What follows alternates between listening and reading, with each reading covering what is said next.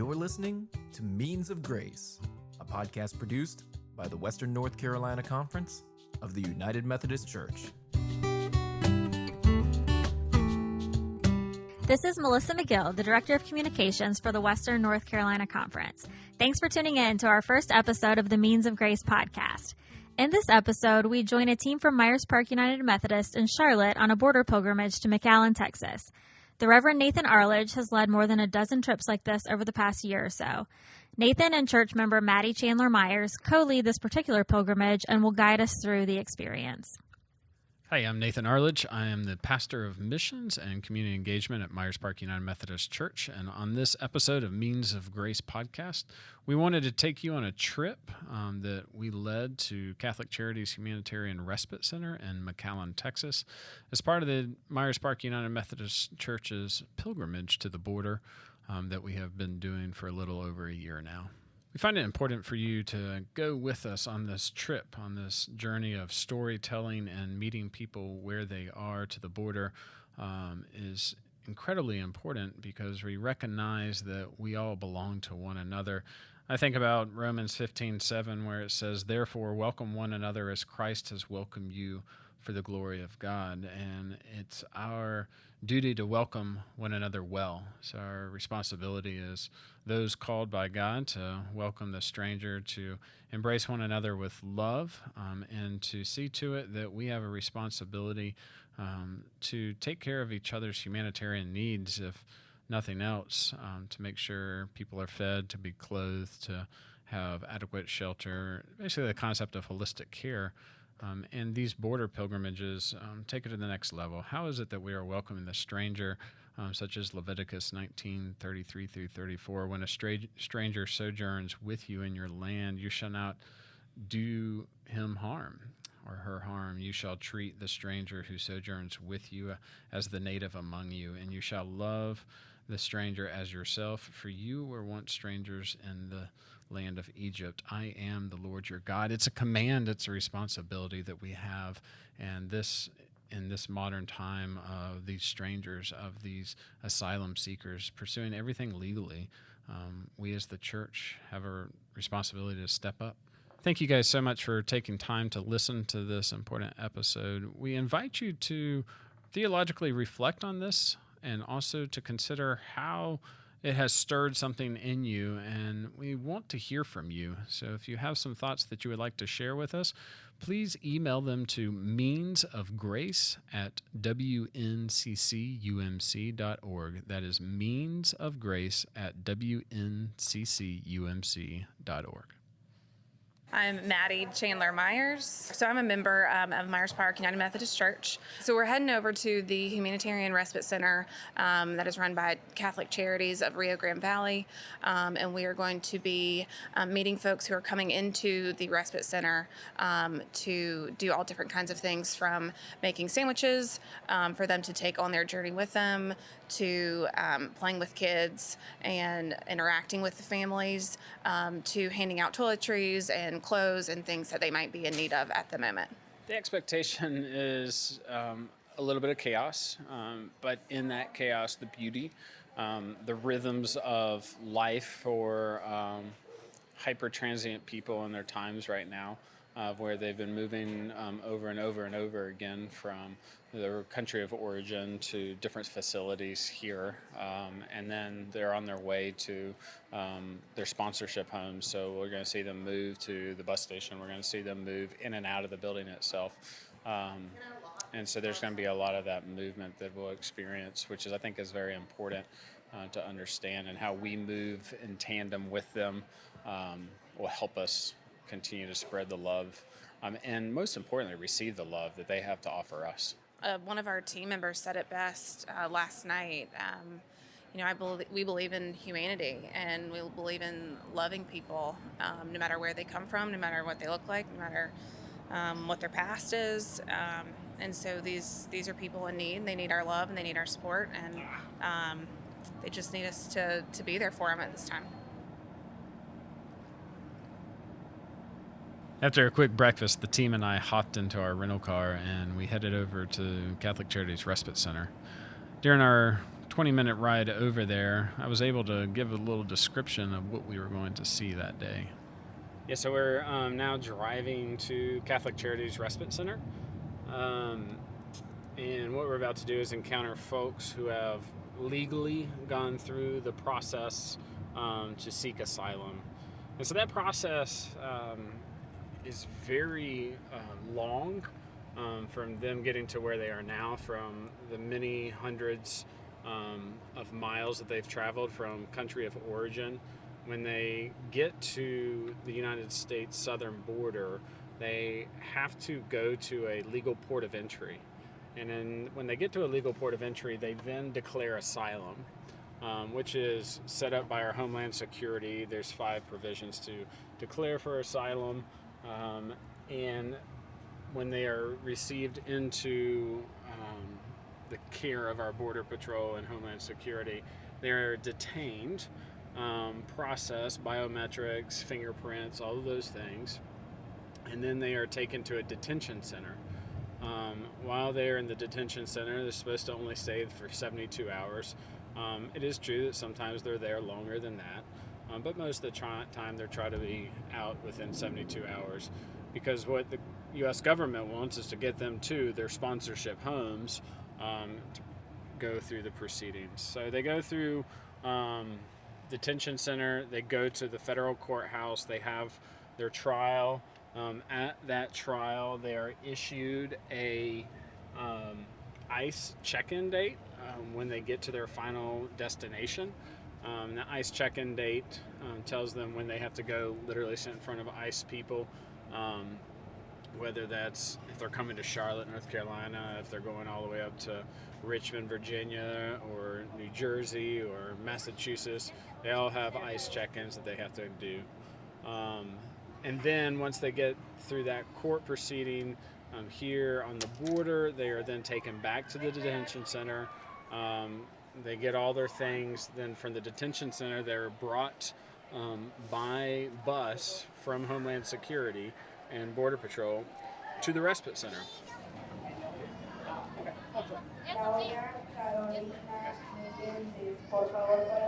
One of the first persons to greet us at the Respite Center was Sister Norma. Sister Norma is this incredible nun who has been on the ground at the Respite Center since 2014, when they began receiving legal asylum seekers. My name is Sister Norma Pimentel. I am oversee Catholic Charities of the Rio Grande Valley. This is a charitable arm of the Catholic Church.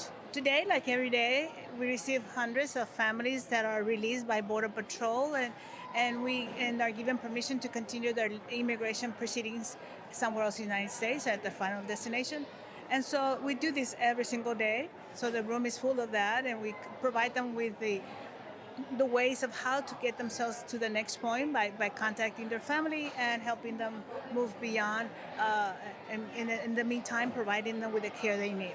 And today specifically, we had a special visitor, our speaker Nancy Pelosi, and a delegation from Washington visiting us after they traveled from the Northern Triangle to observe and understand what are the reasons why so many people are coming to our country, and to try to address that. And then so they stopped here so they could see how they could follow through with a better way of responding to immigrants in a more humane way.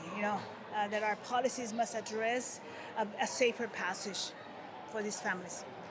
The people that come here every day are families that come mostly from El Salvador, Guatemala, and Honduras.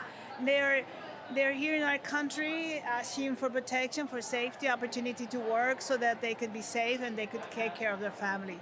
And so these families have traveled for a long time through several countries. They enter our country, they were apprehended by Border Patrol and processed and then released to the bus station, where then they continue that process somewhere else. And so they arrive daily. Every day we get hundreds of them that are given permission to continue this process like this. And so we receive them from the bus station bring them here and give them the care they need. But for the most part, it's people from Honduras, Guatemala, El Salvador.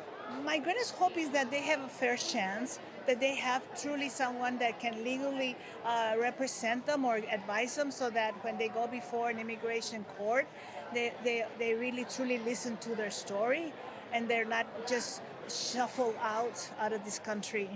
That many of them really fear for their lives, and they deserve an opportunity to be heard and to have due process. Have a really protecting voice, but this is the main room. What we usually do here is we have the hygiene kits.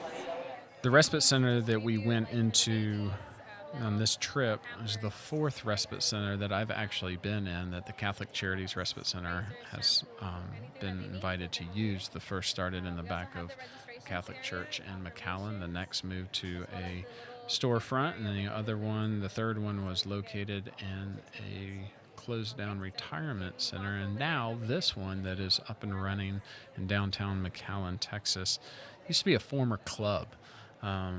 So there's some type of interesting traits of a club that you walk into and you quickly notice everything has been painted black. There's a disco ball hanging from the ceiling. The bar area is still fully equipped with the soda guns still in their holsters, if you will. The DJ's booth is now where people receive their bus tickets and plane tickets to meet up with their sponsor homes. The mats that the folks sleep on overnight are stacked high almost to the ceiling in certain rooms. The beautiful thing about this new respite center is that there is lots of space at these other places. I remember walking into the gigantic chaos and the beauty of many families coming together in one space, but now there's space for children to draw and color and watch videos. There's place for men and women to adequately have space to shower and enjoy that. They even created a chapel out of the security room office that used to watch the videos at the nightclub, so pretty cool redemption there. There's a really neat kitchen that's just creates lots of space for people to come and volunteer and cook and serve warm, hot meals of culturally appropriate food for our guests. And then there's also the gift of laundry. This is something that was especially touching to my heart. These gigantic industrial-sized washer and dryer that would wash the towels so that people could have a clean towel once they finished bathing for the first time in weeks. The Respite Center is truly a gift. It's truly something that is needed. When we first started these trips, it was about 14 people. And at the high part, it was around 700 to 900. And this trip specifically, we saw about 300 using the space. Now I've recently gone and have come back, and the Respite Center is back down to 30 or 40 people at max a day. The Remain in Mexico policy that has been decreed down has greatly impacted the presence of asylum seekers in the respite centers, not only in McAllen, Texas, but across the border. And it leaves it eerily quiet.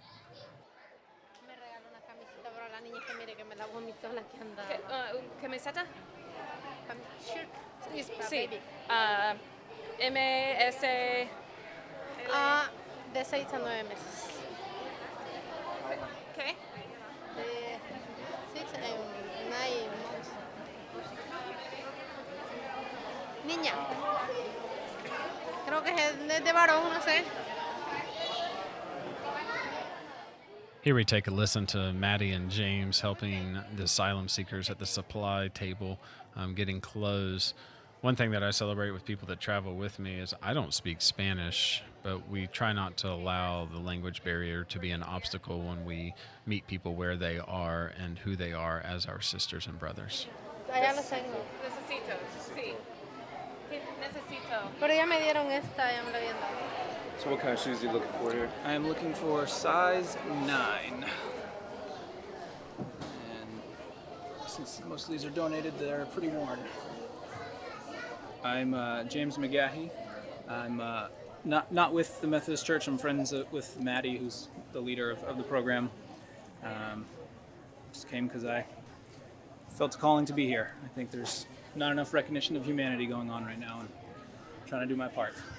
So you're volunteering back here at the clothing section. That's right. With the shoes, zapatos. Did you choose the clothing section? No, that's just where they needed help. There's a big line of people that just got in here that are trying to get clothes and shoes and everything, and waiting in line for all of it. And the system has us scrambling to try and find these sizes. This like hygiene section, I was like, but you know, the more I'm here, people keep asking for the same things, and then I'm getting quick now. I know where things are. I know when they're asking for different things, and it comes more and more. And you know, I'm navigating the language barrier. They're navigating it with me.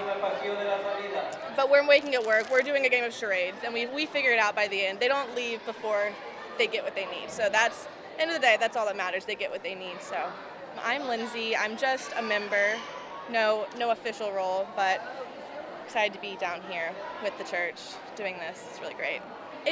There's a lot of greater energy than I imagined. You know, after going through what a lot of these families have been through, you would imagine people feeling more defeated and, you know, just maybe like a more pessimistic outlook. But I see so much optimism, so much positive energy as they go on this journey, and it's really nice to see that, because you know they still have a long way ahead of them, and it just, with that outlook, it might make the journey that much easier, and that's just nice for me to see after like what they've gone through.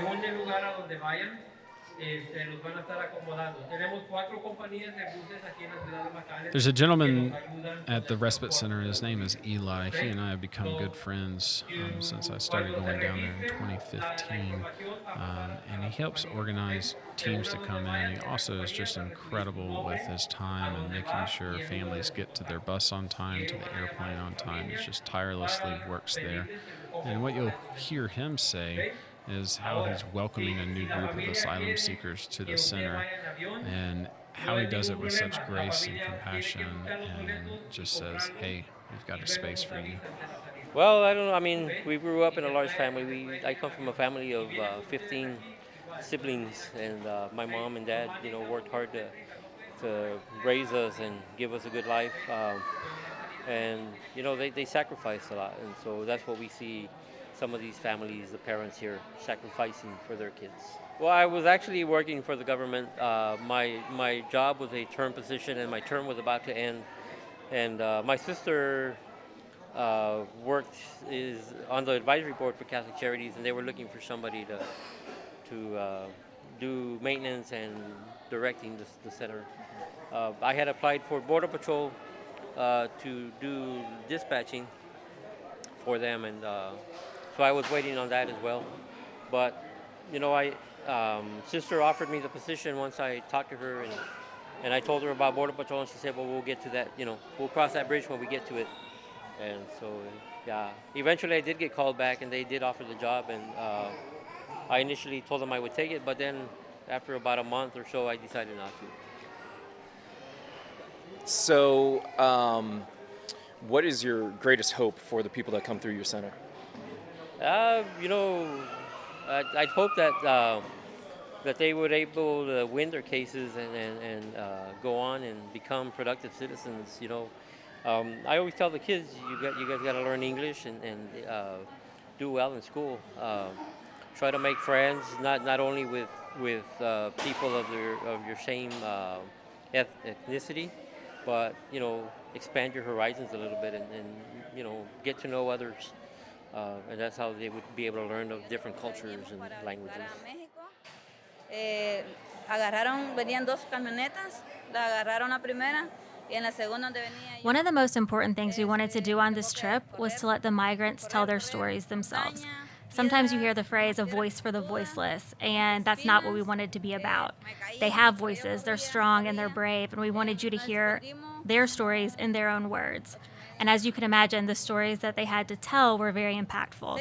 This mother endured the journey from Guatemala while still pregnant. She and her family had to hide in trucks driven by coyotes, a nickname for the people smuggling them.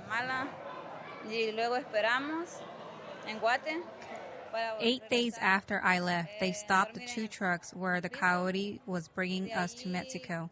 I was in the second truck, but was able to escape because they grabbed the other one first. I had to run through mountain stones and thorns. I fell, but I kept running. I ran. We hiked 6 hours without eating, just a little water until we returned to Guatemala as we could. Then we waited in Guate to return, slept on the floor. From there, I've been traveling, enduring the desire to go to the bathroom. I ate well, but it was cold, sometimes hot, until we crossed here. We crossed the river, and thank God we are here. I entered Friday, and we just got out. They sent us here. I've been in the United States for 3 days. I've slept on the floor. I've endured hunger. To reunite with my family, have a better future for my baby, and work to move forward, I left an 11-year-old girl and to send her money and help my parents too. The journey hard, but it was worth it because I'm going to be with my daughter, my husband, my family here, although it's hard to leave our family in our countries, but it's worth it. Even though you suffer a lot, you succeed with God's ahead. Porque he dejado una nena de 11 años y para mandarle dinero para salir adelante y darle a mis padres también. This gentleman left his home in Honduras because of violence and social conflict. Más difíciles del viaje fue una por haber venido en el tráiler con toda mi familia. Somos 4, mi esposa y mis 2 hijos. I left Honduras 45 days ago. One of the hardest things about the trip was having to come in a trailer with my whole family. It's 4 of us, my wife and my 2 children. That was the hardest part, I think, because the AC went out and the kids were fainting. They were losing oxygen. That moment was terrifying because I was with them trying to calm them down, but even the adults were pretty stressed, desperate. They thought they were going to die. At some point, I thought about it too, because imagine, the children were fainting, some less than a year old, others 2 years old. At one point, one of the people inside the trailer, who had the driver's number, called him. He said, "Stop, because people are dying in here." The driver stopped and ran away, leaving us locked up in the trailer. Then we found an axe inside one of the drawers and opened an air duct. A boy was able to get out and began to pull out the children. That was in Veracruz. A fireman was passing by and he said, "Can I help you? Are there people inside? Let me help you." He was able to open the doors and we got out. It felt like the doors to heaven had opened in front of me. Besides being locked up in a house for 30 days, that was the toughest part of the journey. Eso fue en Veracruz, en Naranjo, Veracruz. Iba pasando un bombero. Another family had been traveling from El Salvador for 18 days.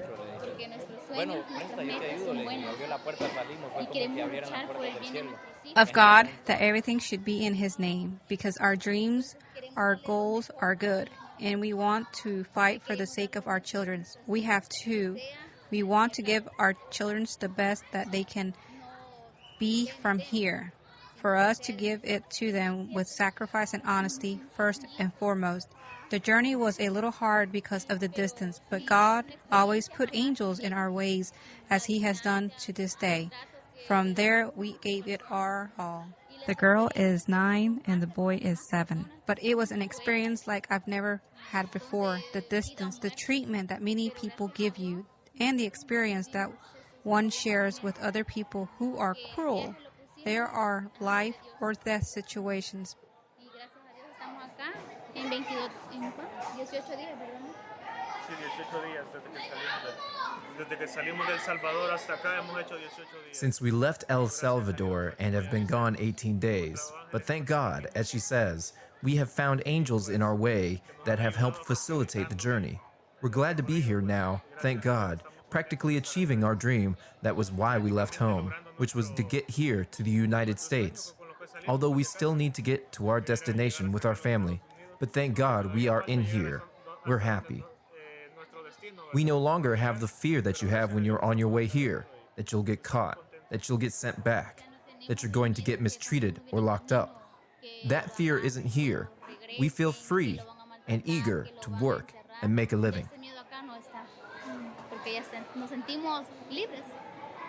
Y con mucha ganas One of the most de important trabajar things y mucha to ganas consider when you hear these stories and to let rest upon your hearts and minds and allow the Spirit to move and churn in you, I think, is to look back at Genesis 1:26 through 27. Then God said, "Let us make humanity in our image to resemble us so that they may take charge of the fish of the sea, the birds in the sky, the livestock, all the earth, and the crawling things on the earth." God created humanity in God's own image. In the divine image, God created them. Male and female, God created them.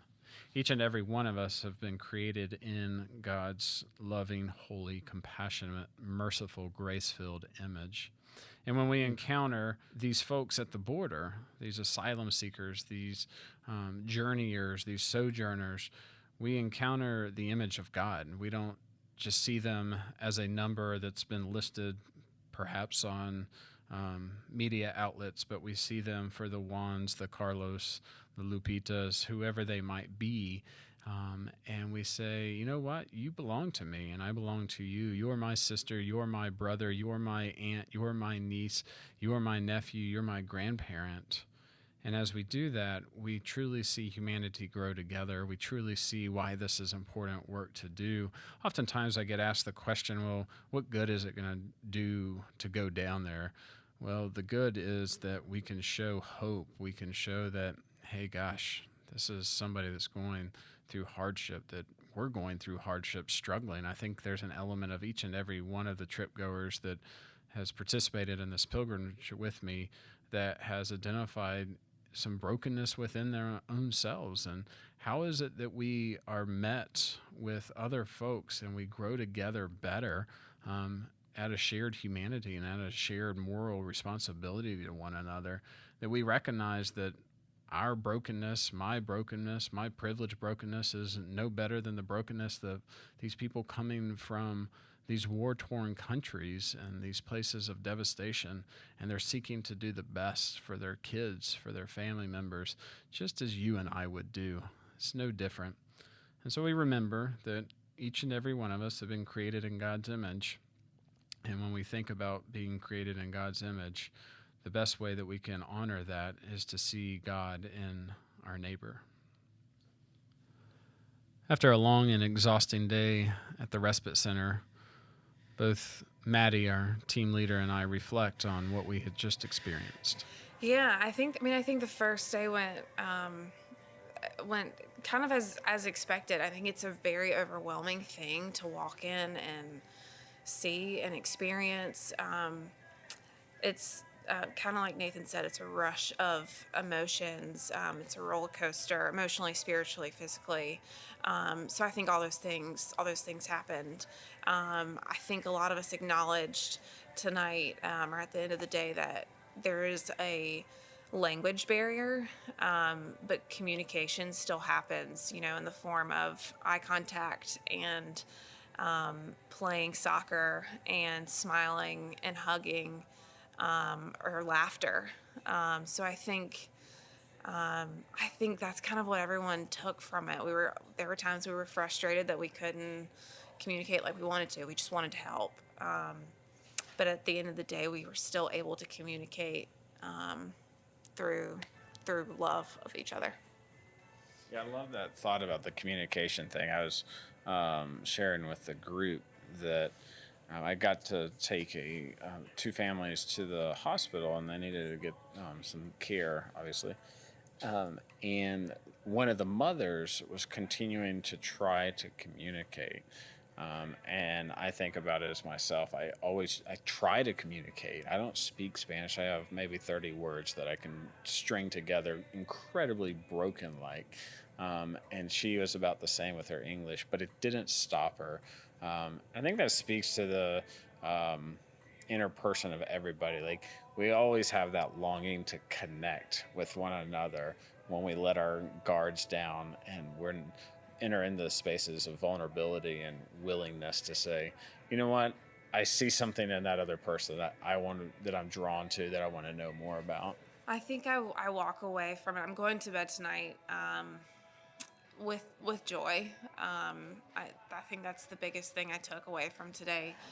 Like Nathan said, the new space that they're in, it's a blessing. It's a really great place that they're in, and at the end of the day, for about 45 minutes, I was playing soccer with some young kids, and it was just heart-filling for me, and hopefully it was for them. But they were smiling and we were laughing, and we started out with 2 or 3 of us and ended up with like 11v11 soccer game in the lobby of this place. And so the fact that we had the space to do that, it ended the day on a joyful note for me, and hopefully it did for some of them as well. The situation at the border is constantly evolving. In the week since we recorded this podcast, the situation has changed drastically with the new Remain in Mexico policy. Nathan, can you give us a little bit of an update of what you've seen since we recorded? Sure. I just got back a couple weeks ago from being back down at the border. As I mentioned earlier in this podcast, the Respite Center is eerily quiet. We think we saw about 30 for the most of one day that we were there. The majority of people, due to the Remain in Mexico policy, are staying in the border towns in the border area. We drove over to Brownsville, Texas, and walked across the bridge into Matamoros, and we were encountered by 1,200 people sleeping in tents and 98-degree plus temperatures, children, women, husbands, uncles, grandparents, just staying there, hopeful, wanting to know when their number might be called. One of the most troubling things that I think I saw was when the family members would go into the Rio Grande River, and they would take their baths and they would take their clothes and wash them there. And the dehumanization that is in our day and time, it's just breathtaking. So how are these developments impacting how your teams respond, either at the border or here in Charlotte? Yeah, the teams that we'll continue to take down there, and that's something that's important to know, we're going to continue to do this because we've developed relationships with Catholic Charities. We've developed relationships with ministries that are across the border, either in Reynosa or Matamoros. We're going to continue to seek how they need us. One of the things that I try to practice the most, I don't go in there and say, hey, look, we've got the right answers for you. You tell us what we need. And so we're developing those relationships, sustaining those relationships. This isn't a transactional ministry. We have to stay aware of that and how to best see that, yeah, this is a moving target. This is something that we're going to have to continue to work on. I think about, and maybe it's so fitting that the Respite Center itself has had 4 different locations, and we've adapted just as much as they've had to adapt. And that's what I challenge our teams. That's what I challenge you, the listener, to do, is to consider those places where you can plug in your own way, in your community. You might sit there and say, I can't travel down to the border. That's fine. We all have borders in our lives. We have borders in our communities that we can cross, specifically with the Latinx population.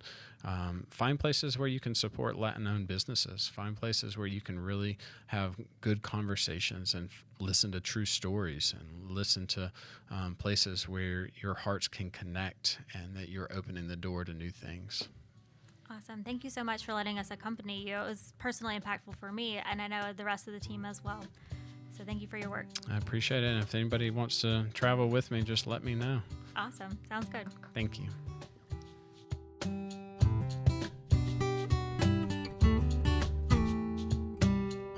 Thank you for listening to Means of Grace, a podcast produced by the Western North Carolina Conference of the United Methodist Church. We hope you enjoy listening to these podcasts and use them as a way to stay connected to our community. Remember to subscribe to Means of Grace for free on Apple Podcasts, Spotify, or wherever you get your podcasts. Please leave us an honest rating and a review. It helps others find this podcast. Follow Means of Grace on social media at Means of Grace Podcast. Follow the Western North Carolina Conference on Facebook, Instagram, and Twitter at WNCC-UMC. Have questions, comments, or ideas for a show? We want to hear from you. Email us at meansofgrace@wnccumc.org or reach out through social media. Once again, that's meansofgrace@wnccumc.org. Means of Grace is produced by the Western North Carolina Conference of the United Methodist Church and Gojo Studios.